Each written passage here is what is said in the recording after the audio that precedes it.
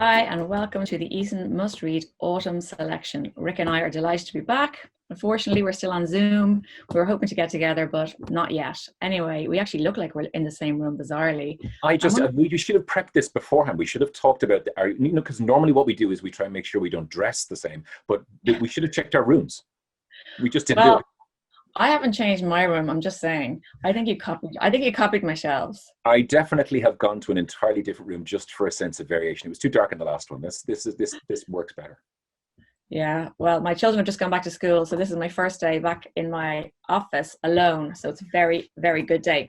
Anyway, we have 8 amazing picks for you this autumn. People have a bit more time to read, and we think we have got some pretty amazing books. We have debuts, we have memoirs, we have historical fiction, we have nonfiction, and there is definitely something for everybody. So we're very excited to talk to you about our 8 selections. Okay, I'm going to start. I'm going to go with this one, and primarily I'm going to go with this because I think right now, pretty much like the last time, people are going to need something to make them laugh. So this is Patrick Frayn's Okay, Let's Do Your Stupid Idea, which is firstly a great title for a book, and secondly something by one of my favorite writers. If you ever read the Irish Times, Patrick is one of their journalists there, and he's one of those people that consistently makes me laugh in pretty much everything he does. And he writes a lot about media, and he writes a lot about TV, and does a lot of those kind of reviews. This is a collection of non-fiction stories, quite a lot of them about his life, and Patrick has led quite an extraordinary life. It's everything from him growing up, from having a father in the army, to being part of what was quite a famous band at one stage, to throwing himself out of a plane at the age of 19. All the way through, these stories are universally warm, they are funny, they will make you laugh out loud. He has been compared to David Sedaris, just let's throw that one out there. If you like him, he is very much in that mold. It's a wonderful collection, and it's a debut from him. It's Patrick Frayne, and it's called Okay, Let's Do Your Stupid Idea. I loved it too. It's absolutely hilarious. Really good fun for these times. My selection today is Betty. So Betty is by Tiffany Mcdaniel. And what I really love about this book is that it is in fact about her mother. So Betty is Tiffany's mother. She was born in a bathtub in 1954 to a Cherokee father and a white mother. Now Betty's life wasn't very straightforward. They were dirt poor. They had nothing. She had a very complicated relationship with her mother, and her father was very, very kind, but kind of useless. But one of the gifts he did give her was this amazing ability to tell stories. He told her these amazing stories about her Cherokee ancestors, and he ignited her creative side. To try and cope with the violence, the racism, and the poverty of her everyday life, Betty used to write little stories, and she'd hide them. She'd bury them underground all around their farm. And that's how she coped and made sense of the world around her. But as the story progresses and things get worse, Betty realizes that the only way she's going to survive is to carve out her own life and get away from her family, very, very dysfunctional family. So this book is about dysfunction, but it's also about love, deep, deep love. It's about grief, it's about loss, and it's about survival. So it's very kind of heartbreaking but uplifting. If you liked Tara Westover's Educated, I think you will love this book. So I highly recommend it. Betty by Tiffany Mcdaniel. I'm also going to go in the same direction as well. It's the debut novel from Irish poet Elaine Feeney. Elaine has been one of Ireland's most prominent poets for years now. This is her first work of fiction and her first novel. It's called As You Were. Sinead is a property developer. She's living in modern day Ireland. However, she is keeping a secret from everybody in her family and those closest to her. She is in hospital.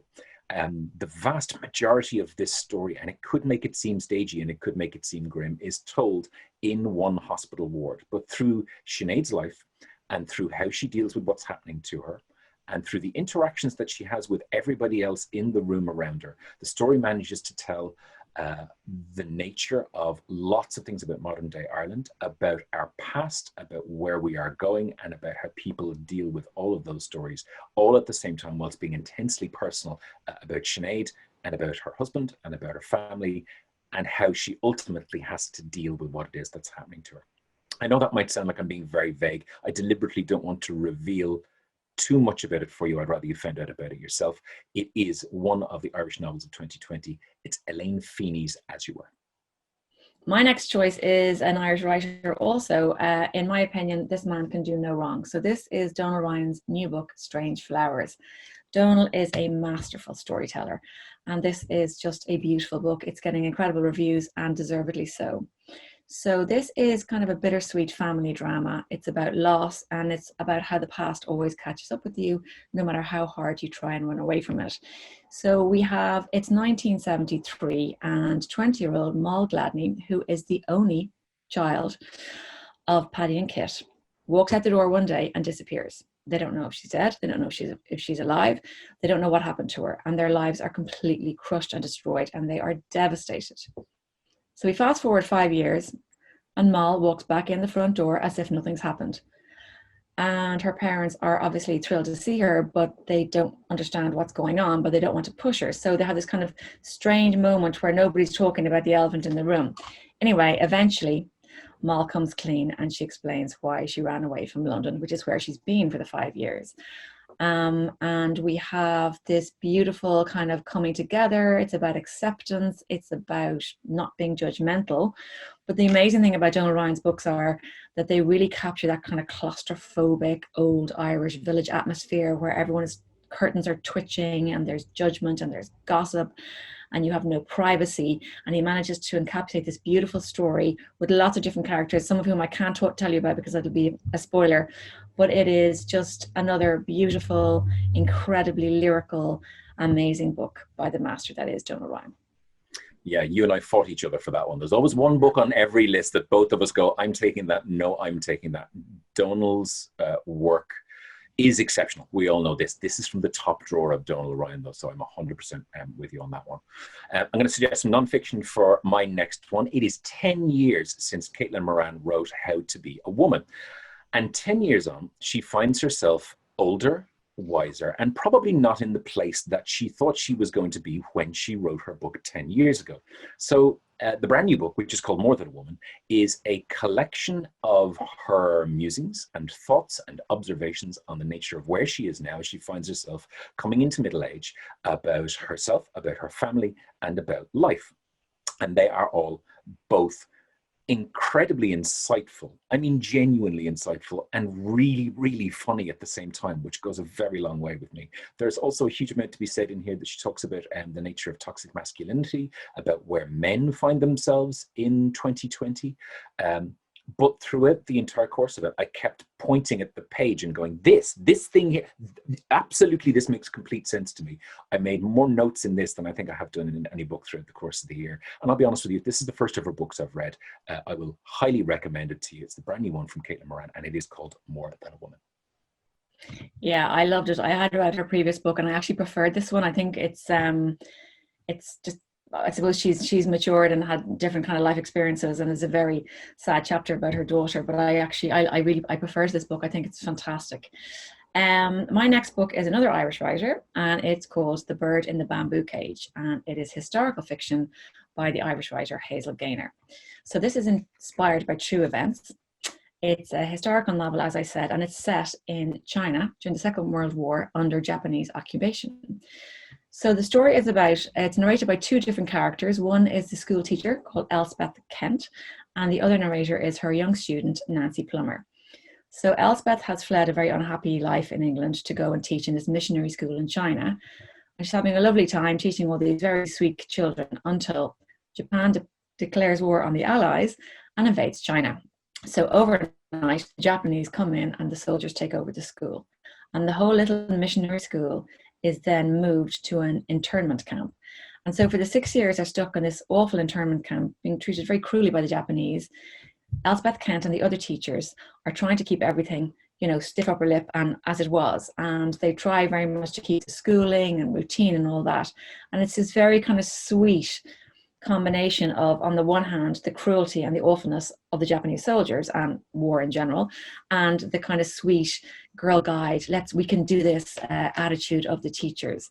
And really, I suppose it's a story of resilience and triumph over adversity, which I think we can all relate to at the moment. And it's definitely a perfect read for these times.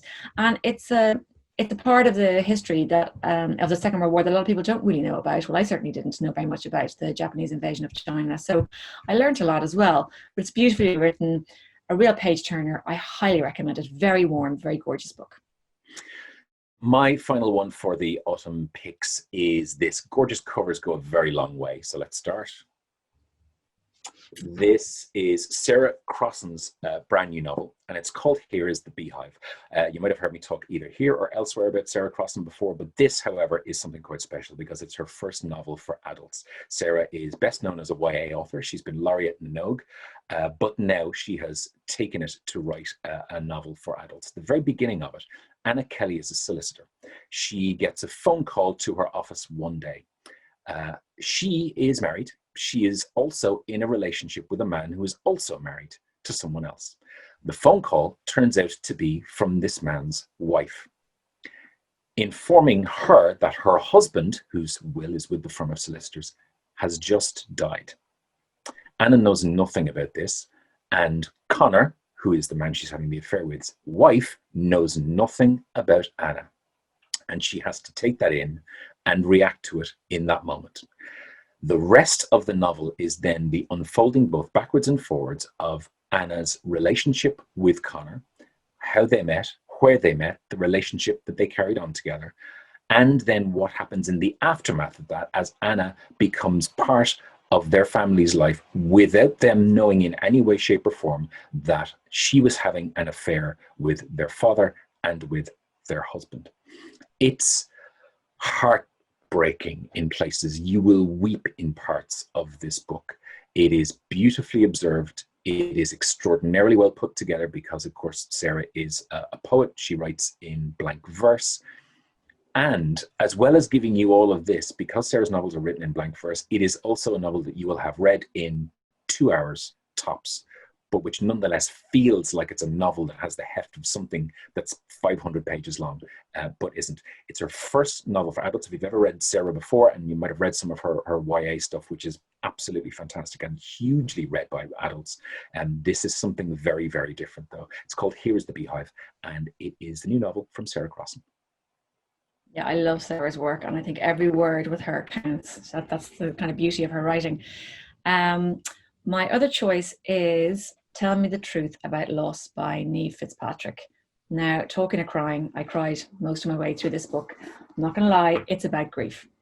It's about grief in many, many forms. You may have heard of Niamh Fitzpatrick, or you may remember her name because back in March 2017, her sister Dara Fitzpatrick was killed in the Irish Coast Guard Rescue 116 helicopter. There were 4 crew members killed. Dara was the only female, and she was the female pilot. It was a story that rocked this country, and I think we'll all remember the sadness of the news as the bodies were washed up.